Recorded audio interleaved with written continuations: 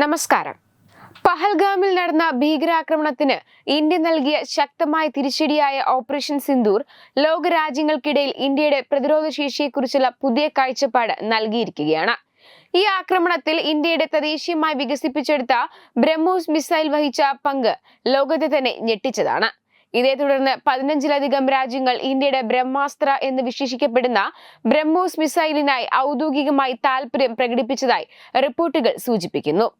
April 22-ന് പഹൽഗാമിൽ 26 നിരപരാധികളുടെ ജീവനെടുത്ത ഭീകരാക്രമണത്തിന് മറുപടിയായി May 7-നാണ് India operation Sindoor ആരംഭിച്ചത്.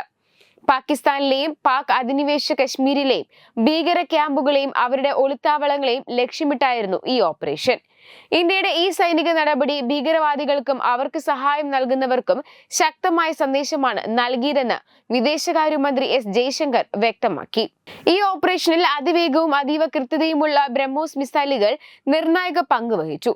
ജെയ്ഷ് ഇ മുഹമ്മദിന്റെ ബഹാവൽപൂരിലെ ആസ്ഥാനമടക്കം നിരവധി ഭീകര കേന്ദ്രങ്ങൾ മിസൈൽ ആക്രമണത്തിൽ പൂർണ്ണമായി തകർന്നു. പാകിസ്ഥാന്റെ വ്യോമ പ്രതിരോധ സംവിധാനങ്ങളെ തകർത്തെറിഞ്ഞുകൊണ്ട് നടത്തിയ ഈ ആക്രമണം ഇന്ത്യയുടെ സൈനിക ശേഷിയും കൃത്യതയും ലോകത്തിനു മുന്നിൽ തുറന്നുകാട്ടി.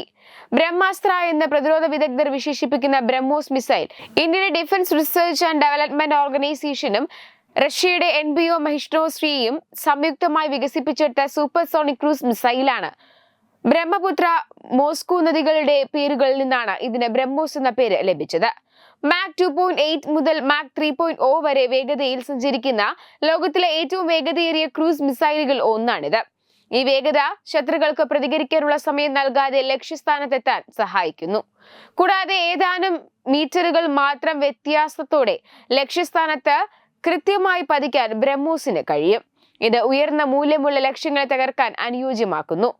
കരയിൽ നിന്നും, കപ്പലുകളിൽ നിന്നും, അന്തർവാഹിനികളിൽ നിന്നും, യുദ്ധവിമാനങ്ങളിൽ നിന്നും വിക്ഷേപിക്കാൻ കഴിയുന്ന ബ്രഹ്മോസിന് കടലിലെയും കരയിലെയും ലക്ഷ്യങ്ങളെ ആക്രമിക്കാൻ സാധിക്കും. മിസൈൽ ടെക്നോളജി കൺട്രോൾ റെജിമിൽ ഇന്ത്യ അംഗമായ ശേഷം ബ്രഹ്മോസിന്റെ ദൂരപരിധി 290 കിലോമീറ്ററിൽ നിന്ന് 800 കിലോമീറ്ററിലധികം വർദ്ധിപ്പിച്ചിട്ടുണ്ട്. തദ്ദേശീയ സാങ്കേതിക വിദ്യയുടെയും ഉൽപാദന ശേഷിയുടെയും ഉത്തമ ഉദാഹരണമാണ് ബ്രഹ്മോസ്. ഇന്ത്യയുടെ വളരുന്ന പ്രതിരോധ സ്വാധീനം, ഓപ്പറേഷൻ സിന്ദൂറിന്റെ വിജയവും ബ്രഹ്മോസ് മിസൈലിന്റെ പ്രകടനം ലോകരാജ്യങ്ങൾക്കിടയിൽ വലിയ ചർച്ചയായി മാറിയിരിക്കുകയാണ്.